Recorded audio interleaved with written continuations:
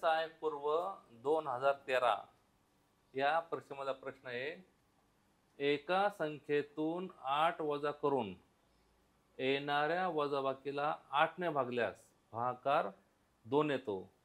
तर त्या संख्येतून 4 वजा करून येणाऱ्या संख्येस 4 ने भागले तर भागाकार किती येईल? पहा, आपल्याला ती संख्या माहीत नाही. आपण काय म्हणायचं?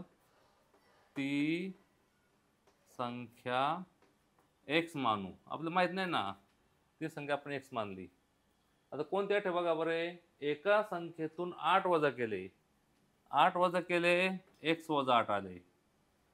एका संख्येतून 8 वजा करून येणाऱ्या वजाबाकीला, ह्या संपूर्णला येणाऱ्या वजाबाकीला म्हणजे काय, x वजा 8 ला 8 ने भागल्यास, ह्याला भागला 8 ने, भागाकार किती आला? 2 आला. पहा, एका संख्येतून 8 वजा केले, 8 वजा केले, येणारे जे वजाबाकी आहे त्याला आपण 8 ने भागलं, भागाकार 2 आला. आता बघा, हा 8 भागिले की नाही, तिकडे गुणिले होणार, म्हणजे कसं होईल? x वजा 8 बरोबर 2 गुणिले 8. x वजा 8 म्हणजे किती आले? 16. म्हणून x बरोबर 16 अधिक 8, म्हणून x म्हणजे किती आले? 24. ती संख्या 24 आली. लगेच 24 पर्याय लिहून मोकळं व्हायचं नाही.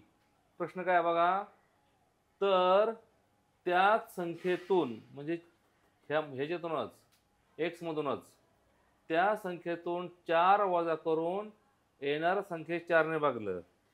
मग त्याच संख्येतून बघा 24 मधून ती संख्या पण सापडली 24, पण त्यांनी ते नाही विचारलेलं. त्याने असा प्रश्न विचारला की भागाकार 2 येतो तर ती संख्या कोणती, मग उत्तर आपण 24 मांडलं असतं, लगेच 24 पर्याय देऊन टाकला असता. पण पुढे काय बघा, तर त्याच संख्येतून 4 वजा करून 4 वजा केले, उत्तर काय आलं? मग 20 आलं.